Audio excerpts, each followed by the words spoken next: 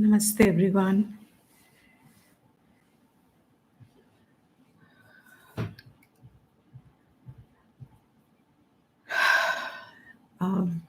Can hear? The settings have had changed, so I'm not sure if it's picking up. Just let me know if you can hear. Namaste, namaste. Yeah, looks like okay.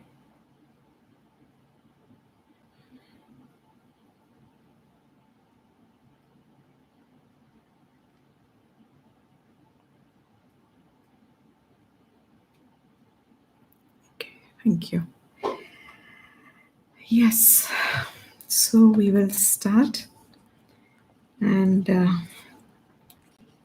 yeah, we'll just take the advantage of the online format and try and complete the text. I'll try and finish it within this month. Looks doubtful.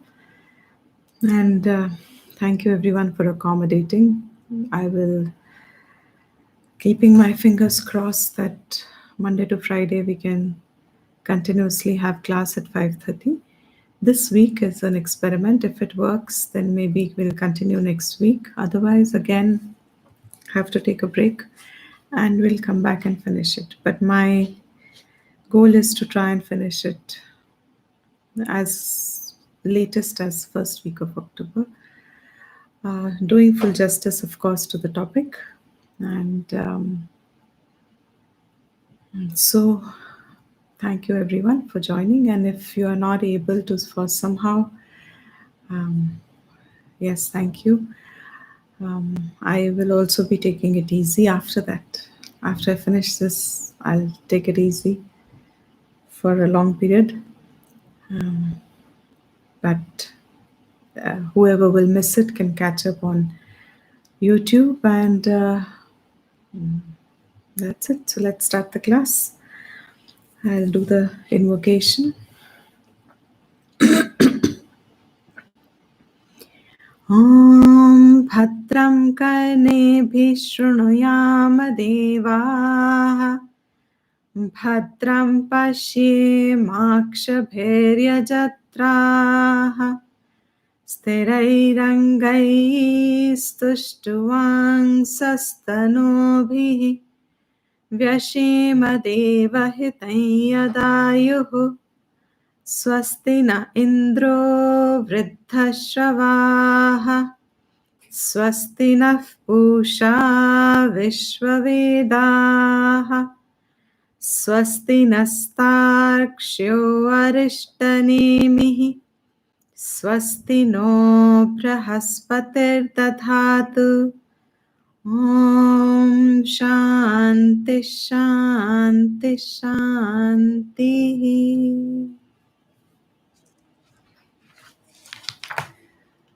So, the second chapter, first chapter, second section. I am sure you are all in touch with the flow of thought that has gone so far. We are talking about the relevance of Karmakand. And if you will see how the Ekavakyata that the Brahma Sutra talks about as conclusive of Vedantic Shastra, Ekvakyata means that throughout in all the Shastra of Vedanta, you will find one statement over and over said in different ways from different standpoints, but conveying absolutely the same message. And the message is that karmas are necessary up to a point and they cannot be substituted with anything else. And karma here means prayerfully done actions, actions which have the Vedic sanction. Those actions have to be done, and they also have to be done in a way that they keep bringing inner purification, Antakarna Shuddhi, for the Atma Gyan to take Nishtha. This is the Ekvakyata, ultimately concluding itself with Tattvamasi, and Atma being Nirgunam, Nirvikari, Avyayam, Shashvatam, Kutastham, recognizing oneself as that, the subject concludes.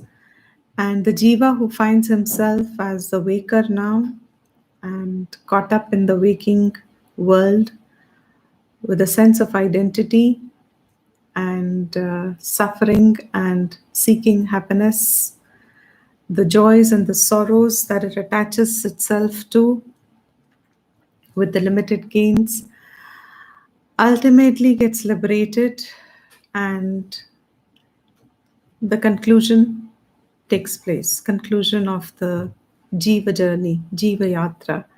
There is no longer the realm of uh, travel, reborn, and rebirth and redeath, rebirth, redeath. And that cycle ends once and for all.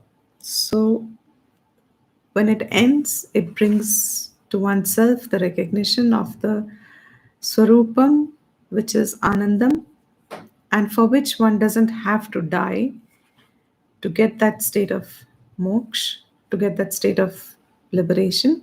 Shastra maintains the Ekavakyatvam from Shankara's point of view is Jivan Mukti. So within this lifetime, correct. So within this lifetime itself is what it says is tangible, possible. So the second chapter has said that the karmas are necessary for grihastha, and these karmas are um, whatever have been seen by the rishis and done in a proper manner. Talking about the Vedic karmas, following the rituals as ordained, uh, abiding in the rules for the fall to come. And this kind of locks in the causation factor associated with karma. And because it also has Ishvara component in the action, other than the karakas of the action, the karta, the karanam, the sampradhanam, the adhishthanam, for whom it is done, the subject-object relation that otherwise involves in karma.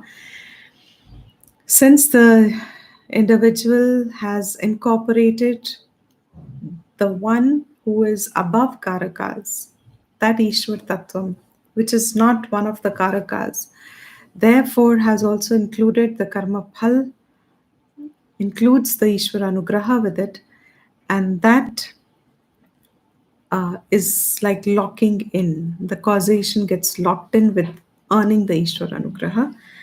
And whoever does this has earned the Anugraha, Chitta Shuddhi, and that uh, Punyam, which takes one's gati towards Shastra Vidya and holding Shastra Vidya.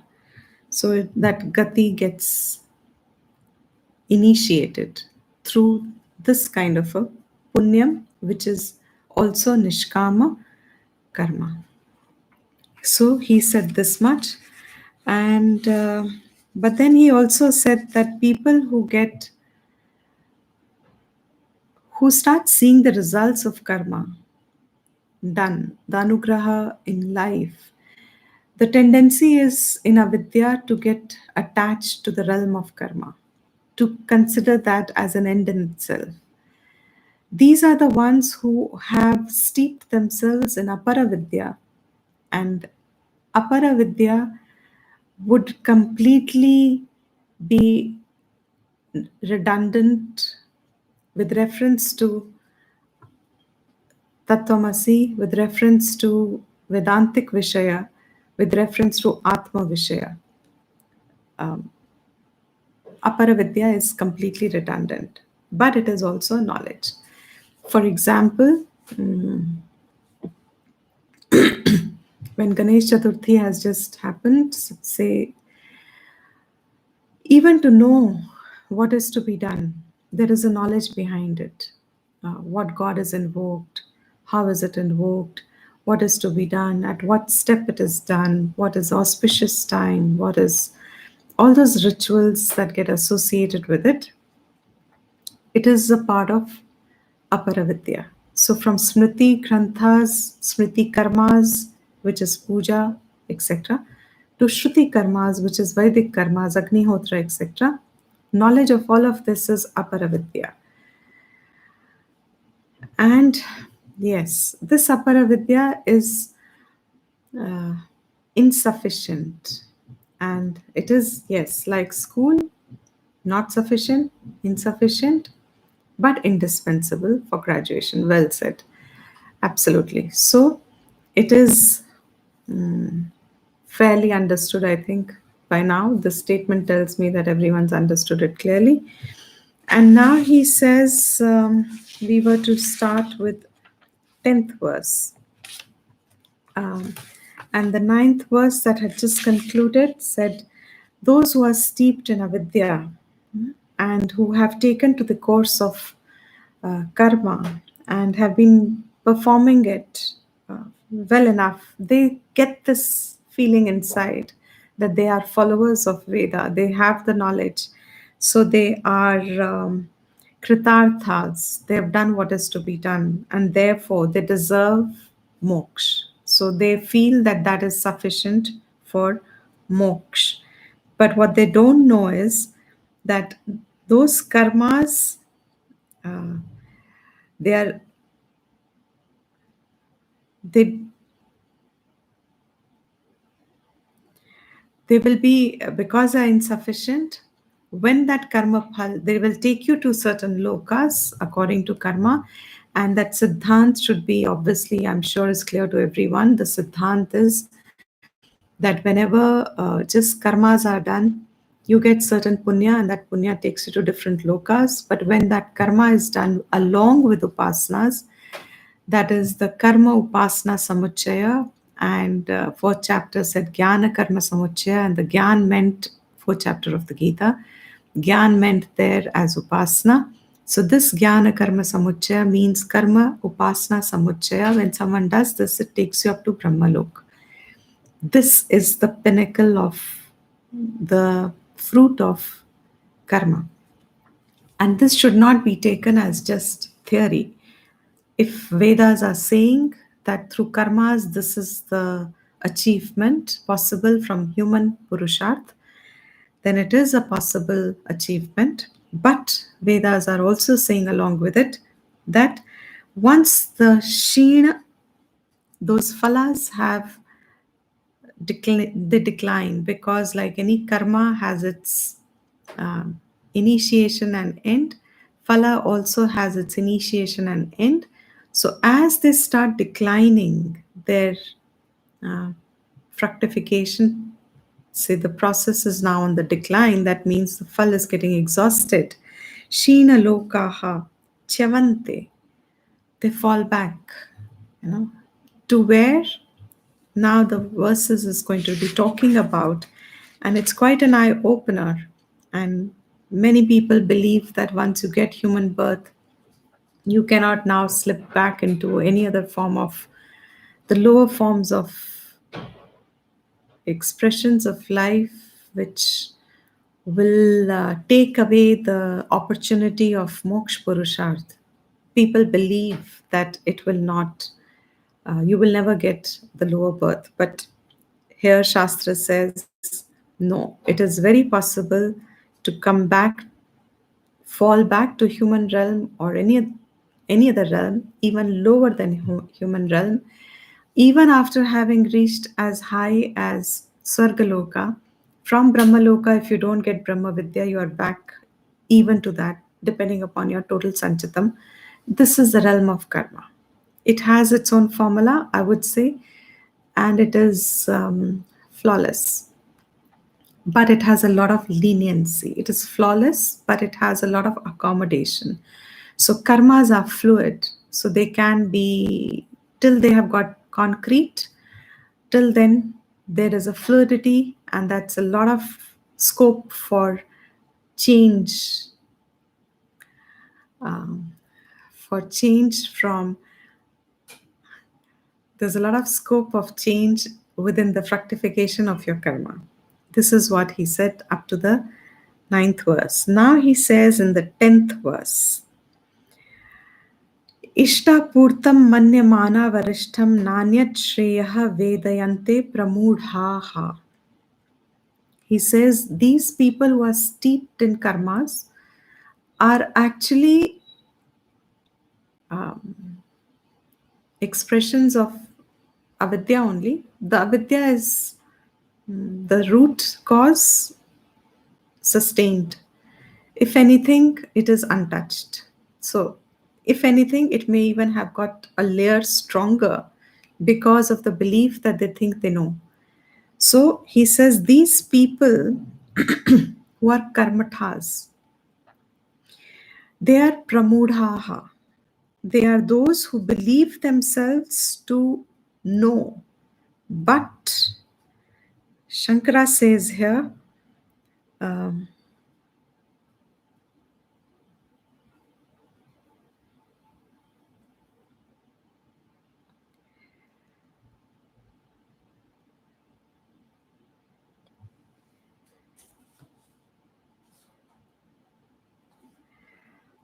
that they do not know anything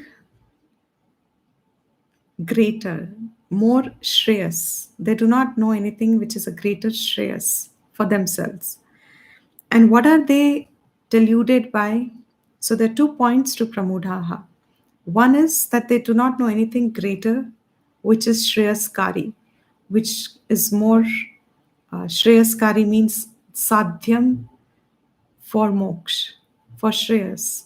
They do not know the sadhyam which is for moksha, which is jnana sadhyam, paravidya. They do not know that. Moreover, the second thing is, who are they? They are those who are putra pashu bandhu adishu, pramattaya. They are constantly engaged in putra pashu, etc., means involved in a life of relations and acquisitions and possessions. So that keeps the karma realm activated. So he says here, na vedayante, na janante. Shankara says, na jananti. They do not know. They are pramudhaha.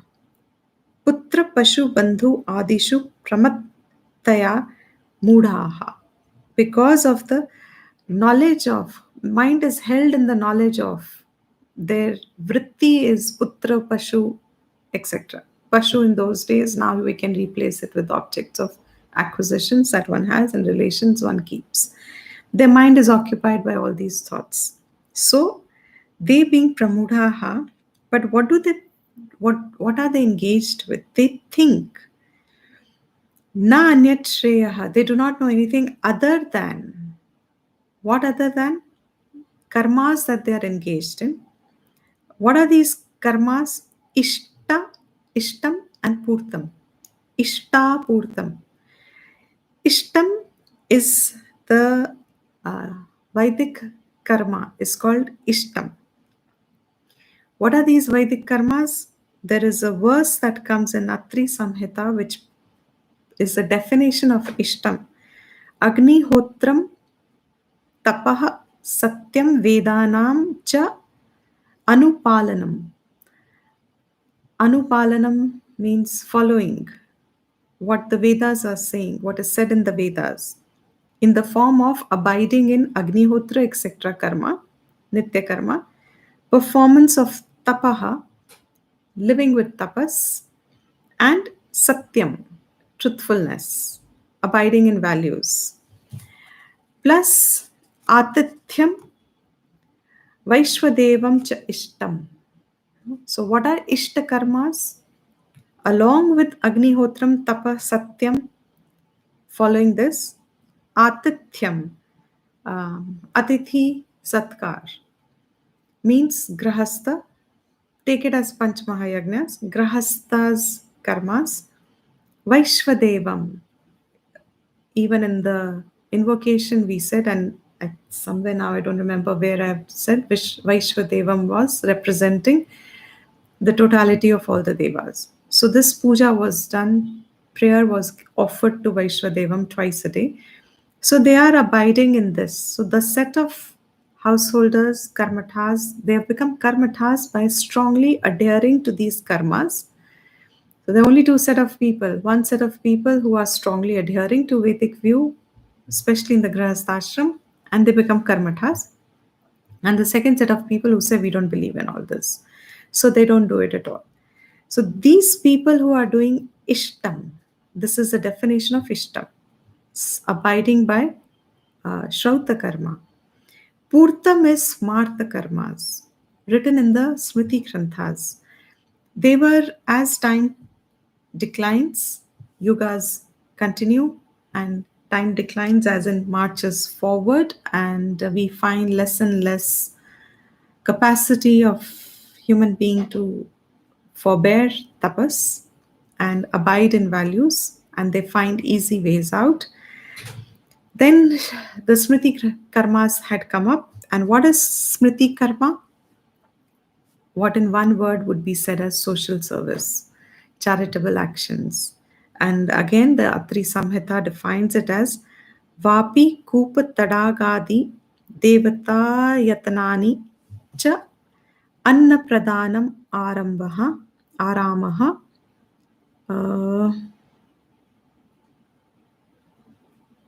Purtamitya iti abhidhiyate. So, Purtam, what is called known as Purtam, are the karmas like Vapi, Kup, Tadadi, Vapi, uh, and Kupa means building wells and ponds and rest houses in those days. It's talking about um, when people went for pilgrimages, so building those rest houses by the sides and providing food. In these days, you Deva Yatanani,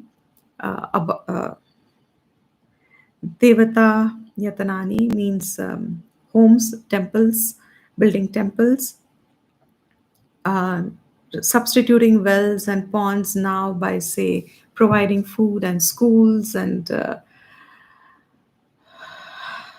providing schools and hospitals and social service, as I said, education for the underprivileged or doing any of those karmas.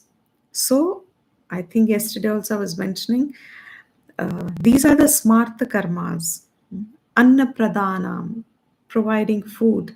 And this was a very beautiful culture in coming from these realm of knowledge of karmas, that food was never charged, I believe. Um, um, Food was never to be sold like now it is in restaurants. It was always to be distributed to the needy. So there were a lot of annashetras. Food was distribution. So all these karmas, Ishta and Purtam means abiding in Shrauta karma and Smartha karma or Smartha karma. These people who have been karmathas and abiding in it, they believe themselves to be varishtham, manyamana varishtham. They think they are exalted people. They think they are very accomplished people. They have done what had to be done. They have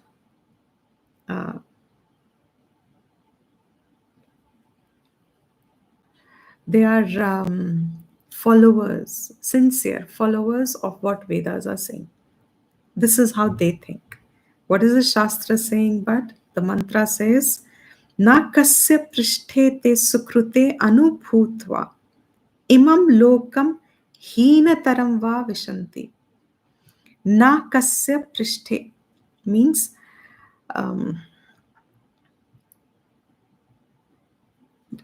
Nakasya is referring to one of the swargams, which means a place where there is no dukkham. Nakasya. Naka. Word is naka, not nose. Naka. Ka there refers to sukham. Sukh. Anubhuyate. Experience of sukh. Aka refers to opposite of sukh. Dukh. Na aka is the word. Na aka. Na aka means a realm which is free of sorrow completely, which is completely free of any kind of an experience of dukkham or sorrow. That is called naka. Nakasya prishthe. Prishthe means it's again superior, beyond, above. So above that Swargaloka up to Brahmaloka means all these realms above human realms where there will be less and less of struggle and strife and dukkham up to Brahmaloka, long time of no strife at all, no struggle at all, no dukkham at all. They have earned, can earn, sukrute. They can earn by their own good karmas. Which are these good karmas? Ishtam, Purtam. So, Ishtam and Purtam are the means for earning the realms of Naka, where there is no Dukha. Up higher and above 7 realms of Lokas, above 7 Lokas. Anubhutva. They experience, they get the experience of abiding in one of these 7 realms according to each karma, each one's karmas. So if someone has performed a lot of good karmas in a lifetime, then they can earn up to the higher realms. It's higher realms of abiding in no dukkham. Sukrite, because of good karma. Kardiya. Krite means kardiya. It's an accomplished action. It's a finished action. It's not an incomplete action. It is not. It is not an action which is started but left halfway or went wrong the other halfway. It's an accomplished action, finished. You've done it well. Sukrute anubhutve. Anubhutva. So once they have experienced those realms that their own actions have earned for them, so as much the action, so would be the time of sukham experienced in those lokas. If a highly accomplished action will mean a longer time, a little good action means a short time, then what? And this is that then what, that far-sightedness that Shastra really wants students to develop. And if they see this far-sightedness beyond the accomplishment of Sukrita Phala, what all can Sukrita Phala give? And if the perception can go beyond that, then they say, Imam Lokam.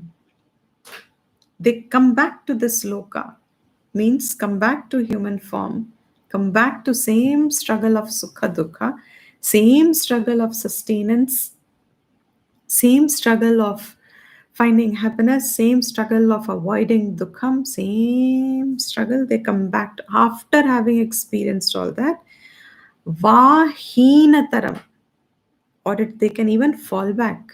Hina, even lower. And where lower? Shankara says them, Tiryang Narakadi Lakshanam. Tiryang is those that are. Why is human being considered the best animal? Is because he has a spine straight. He is upright. You know, he's upright. No, I'm sorry. It may not mean the same Vedanta class. Not necessary. This may be a karma exhausted, and you may not get the same class in the next time. May not happen. Don't take it for granted that you will have Vedanta class going on forever. So be careful. You know? So, in other words, that's what the Shastra is saying. While you still have it, wake up. You know? Tiryang means those whose spine is curved over.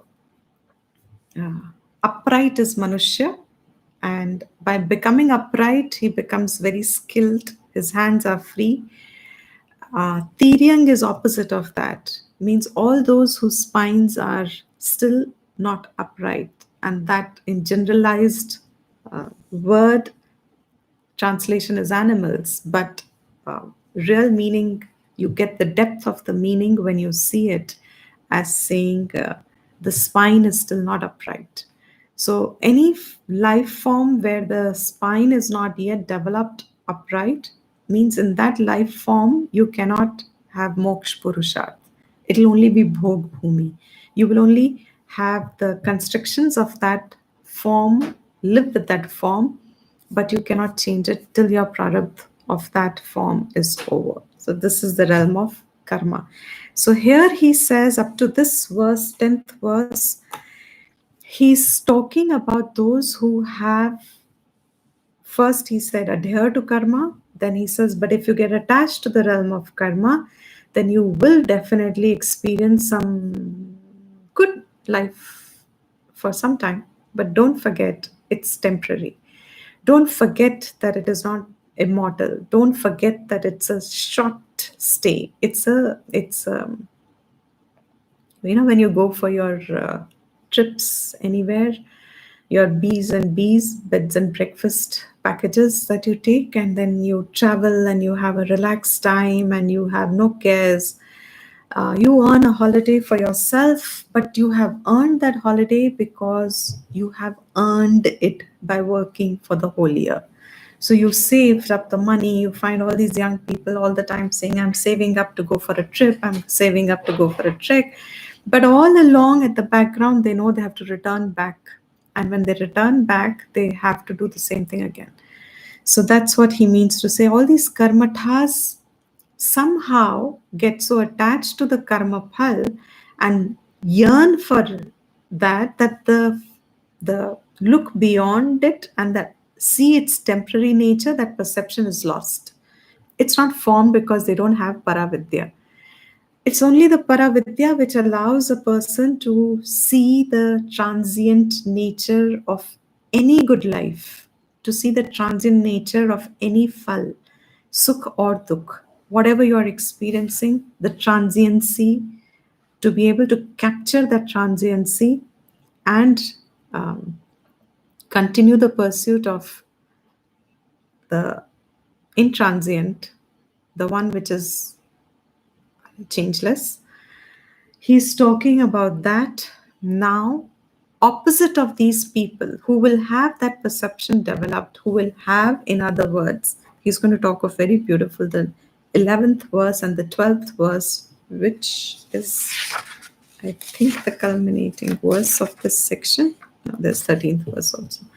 The 11th, 12th verse are now very important verses, and the 12th verse is very oft quoted.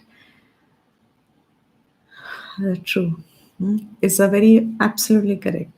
Is a very oft quoted verse also coming from here. So 11th and 12th verse are the highlights of this section, which is concluding to say develop at the right time a vairagyam for karma phal so that you can do karma for chitta shuddhi.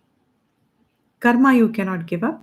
So develop vairagyam for karma phal so that you can develop chitta shuddhi through your karma.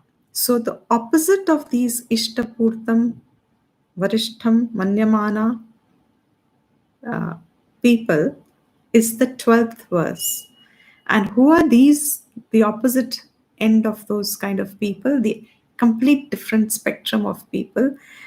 These are those who have tapaha shraddha ye.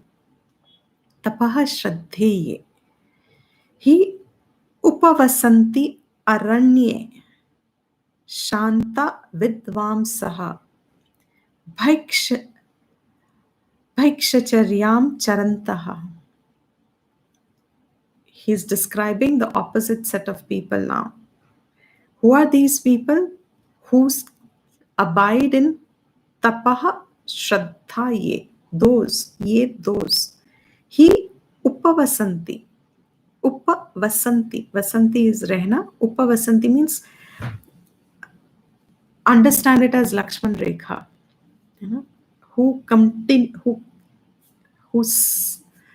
self limit themselves voluntarily, willingly, keep themselves in a certain boundary of disciplines, keep themselves in a certain boundary of self containment. Upavasanti, where aranye, forests. Now they're talking about Vanaprastha as if from the Vedic structure. The Vanaprasthis, which means living a life now of tapas and shraddha. And tapaha and shraddha, Shankara gives beautiful definition. Absolutely eye-opening. If you have anybody who has ever wondered what really is shraddha, and here he completely removes all ambiguity, because he says tapaha means swa ashram vihitam karma. That is tapas. Swa ashram vihitam karma. Whatever your ashram karmas are, abiding in it is swa vihitam karma. Shraddha is hiranya garbhadi vishaya vidya. So what is Shraddha is gaining that knowledge, having that knowledge. In what? Hiranya garbhadi vishaya, topic, which means which is the where is spoken of Hiranyagarbha Adi? Who speaks of all this? Vedas talk of it. When you have knowledge of these topics that Veda talks of, Hiranyagarbha Adi, which means he's referring to there is upasana called Hiranyagarbha Upasana, and there are certain karmas associated with it. You have knowledge of that. That means Shraddha means entirely having the accepting Vedas as the valid praman for a life guidance.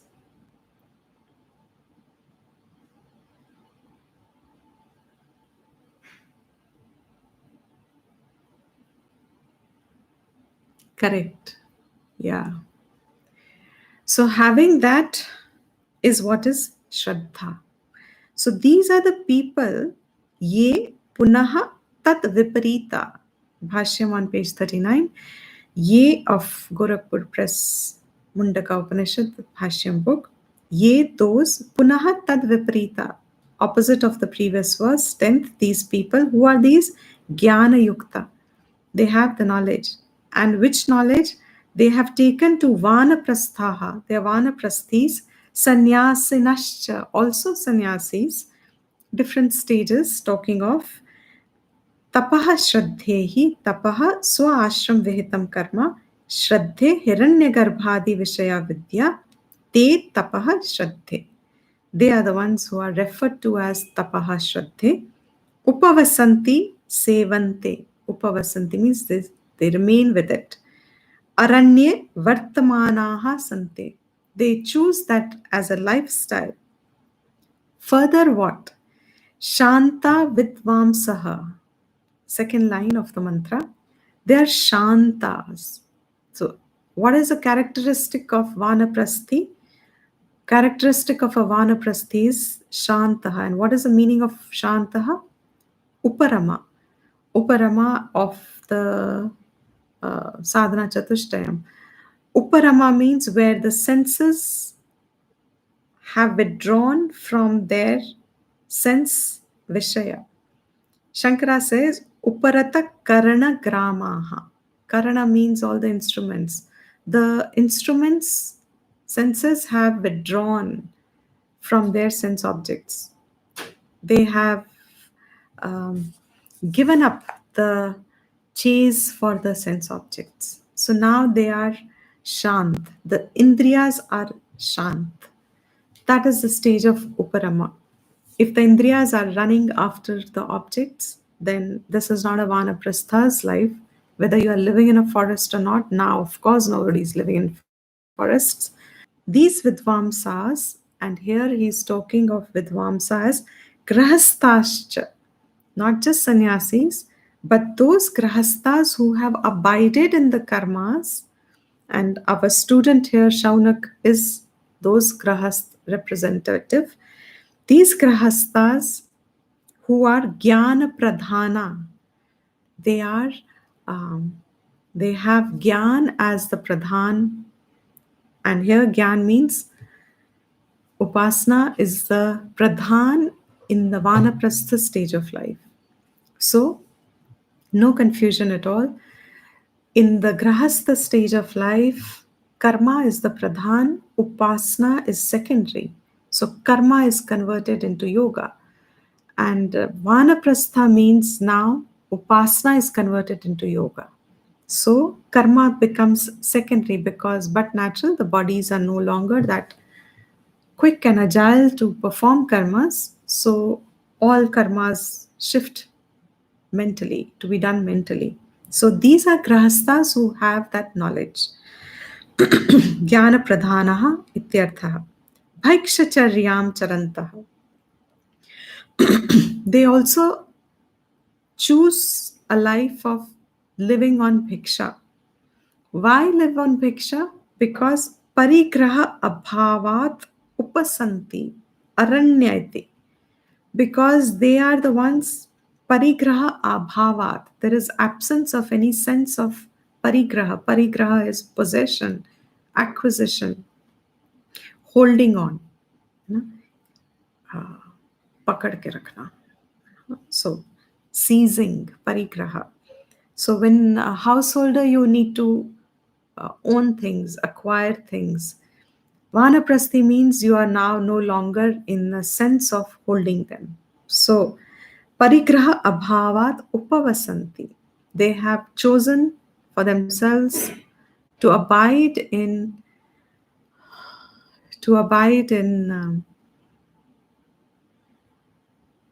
a life of bhiksha.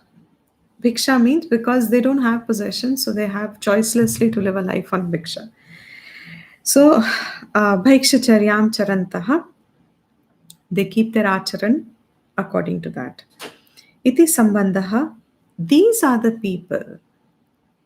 Opposite to these Ishtapurtam people, they go up to Brahmalok, also possible, and come back. But these people who are also grahasthis, abiding in tapaha shraddha, doing their meditations, doing their upasanas, along with karmas that their ashram ordains them to do, living a simple life without having a sense of acquisition. These are the ones Surya Dvarena te virajaha prayanti. Yatra amritaha sapurushaha hi avyayatma. They, through Surya Dwara,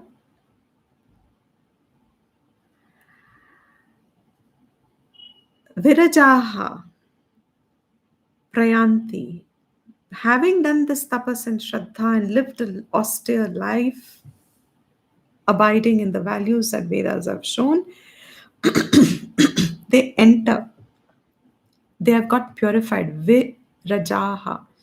Rajaha, Rajas, Rajaha here means impurity. Rajas is in the sense of mala.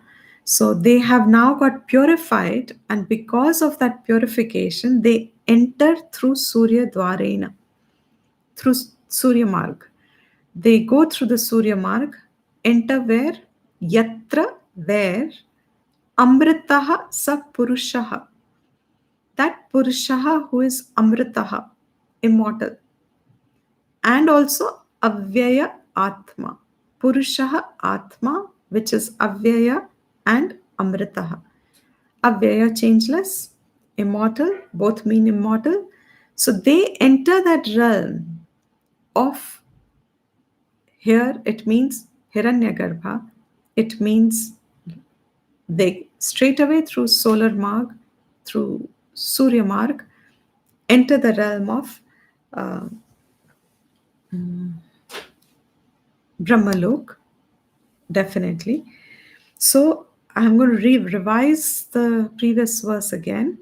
These people go, Nakasya does not include Brahmalok because they're only sticking to Ishtam and Purtam. So it is only referring to karma. I'm doing it again. You know, Ishtam and Purtam, 10th verse is only talking of karma, exclusively done karma without upasanas.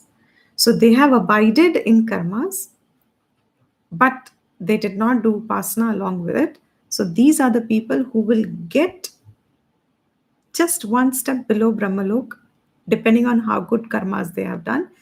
Up to that point, they can go, but they'll return back.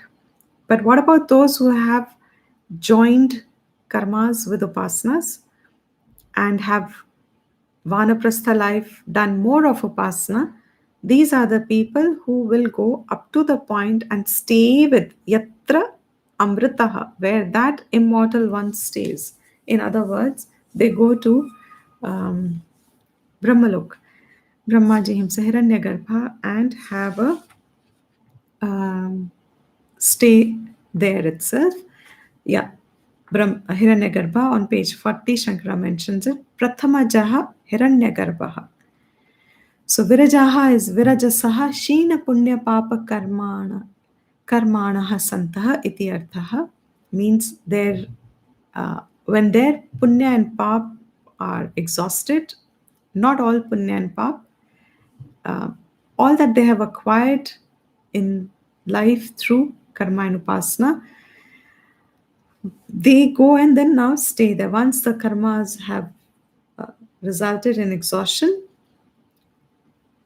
they go stay there where Brahmaji, Hiranyagarbha, Prathamajaha stays there. Yavat samsara sthai avyaya swabhavaha yavat samsara sthai. He stays there in that.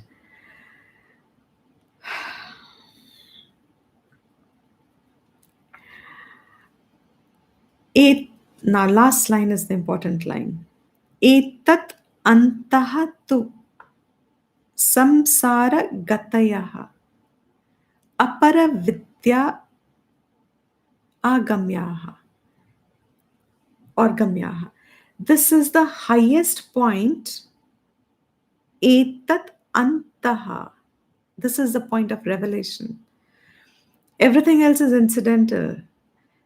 Point of revelation is etat antaha. Up to this point means even if you have done karmas with upasanas and you go and stay with Hiranyagarbha, with Brahmaji himself, samsara gati. This is the last point that karmas can take you up to, which is the topic of aparavidya. Up to here you can go. So this much concludes the topic, and then Shankara just introduces a simple thought in the form of a Purupaksha, and he says, Nanu etam moksham icchanti kechit. He says some people call this itself as moksha because the word has been used as amritaha and avyaya, which is only Brahman. He says, since these words are given to this loka also, Brahmalok also, therefore this itself can be considered moksha because it's a place of avyaya atma. Etam moksham icchanti kechit. Someone calls it as, some people may call it even as moksha. And Shankara says, no, not so. This is not moksha because Mundaka itself is going to further explain and talk about the realm which even while one is still alive, ihaiva sarve praviliyanti kamaha. For those whose kamas, desires are completely gone, Here itself, they get liberated. And by seeing that, that future tense, that once they go there, they are liberated, that is dismissed. So time has no consideration for, means time is not a coordinate for moksha. And then also, te sarvagam sarvataha prapya dhira yukta atmanaha sarvameva vishanti. Here itself,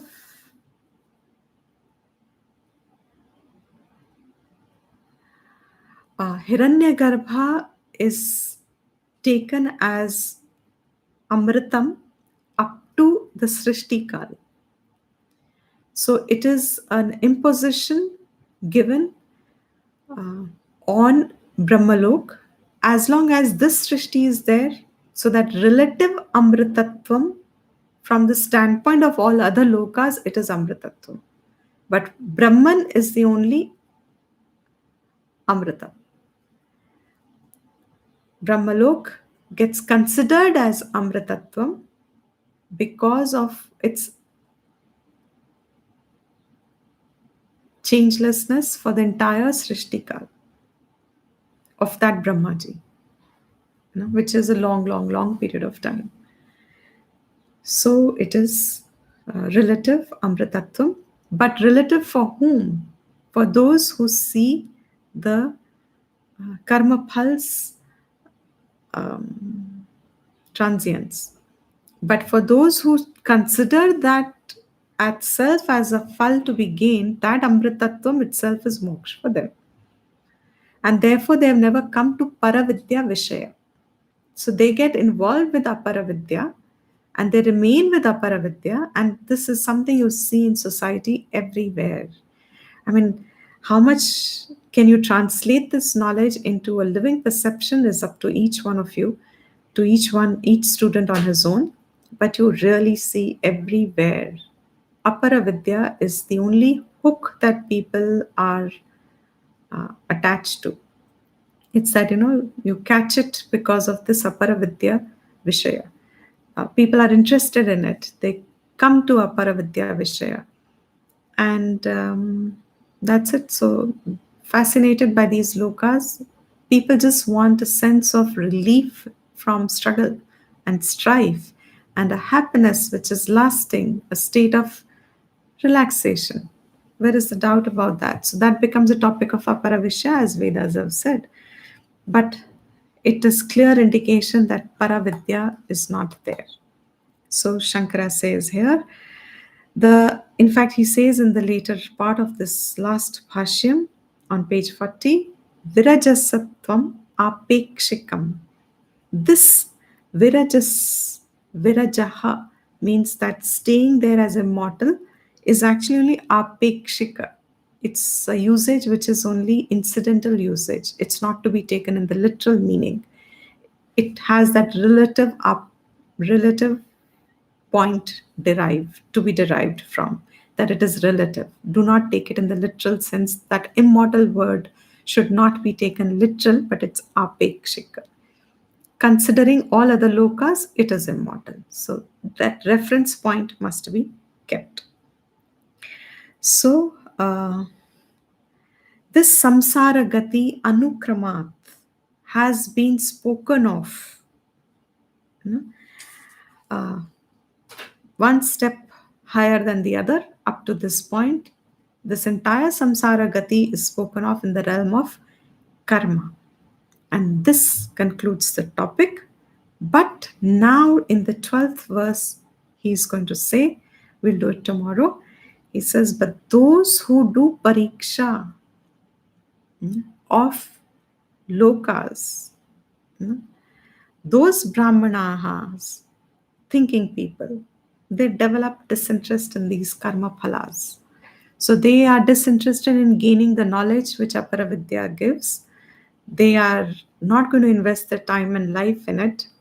Remember, the Brahmacharya ashram gave people the knowledge of grahasthas and to some extent of Brahma Paravidya, but the normal gati was supposed to be from brahmacharya, which you studied in your Gurukulam. Tradition is the minute you were graduating from Gurukulam with all the knowledge that you were equipped with, all Vedangas, all Vedas, what karmas you have to do in your lifespan, how much you have to do. In a lifespan, there were karmas that you were to finish. And when you have learned all this knowledge and when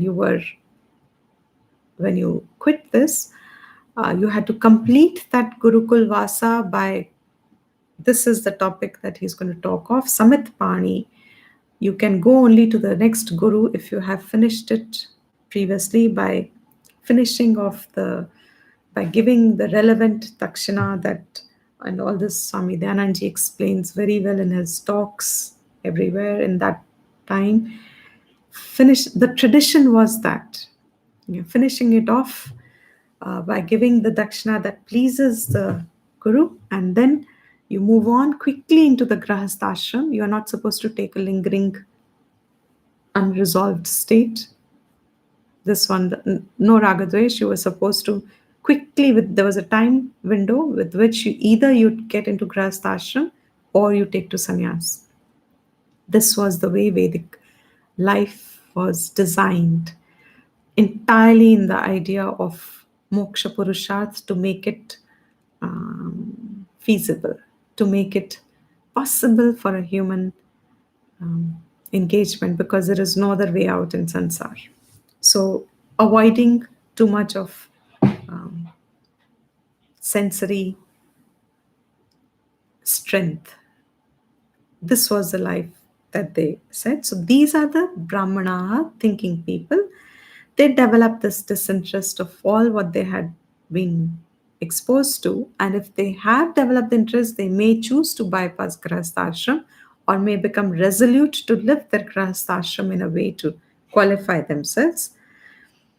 And these people then move to gaining, they approach a teacher who is Shrotriya Brahmanishtha, along with approach the teacher with Samit Pani, again that Vyavhar, again that Maryada, again throughout the Shastra.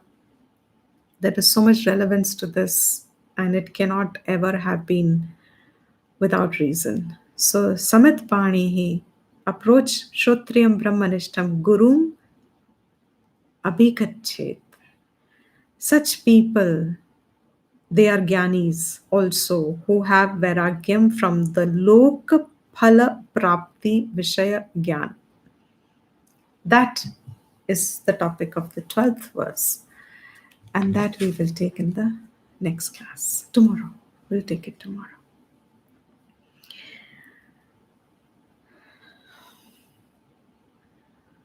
Om Sarvesham Swastir Bhavatu Sarvesham Shantir Bhavatu Sarvesham Purnam Bhavatu Sarvesham Mangalam Bhavatu Sarve Bhavantu Sukhinaha Sarve Santu Niramayaha Sarve Bhadrani Pashyantu Ma Kaschit Dukha Bhag Bhavi. Thank you, everyone. I hope the class was connecting and is clear. I'll just wait for some of your response. I hope the verse is clear. Like Bhishma, I'm not sure I understand what that comment is for. Right. Like what, Bhishma Vrat or Bhishma Immortal? That comment seems to be misplaced. I'm not able to connect it. Rest is all correct.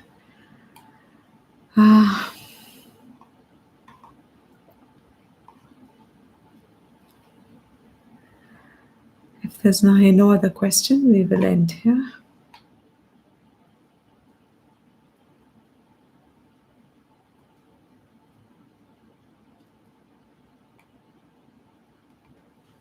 Okay then.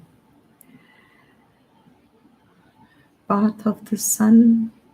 Ah, okay. His Chamrit that he Uttarayan mark. Ah, right, right. Um, yeah, when he want correct, absolutely correct. Yeah, when he wanted to go through the Uttarayan mark, perfect. Believing that the Uttarayan mark will take him to the higher realms because he had lived that excellent correlation. Very good. Yes, excellent. Good. Okay. So thank you, everyone. I'm glad that the verses are making sense, and I think the topic is making sense. So see you tomorrow. Namaste.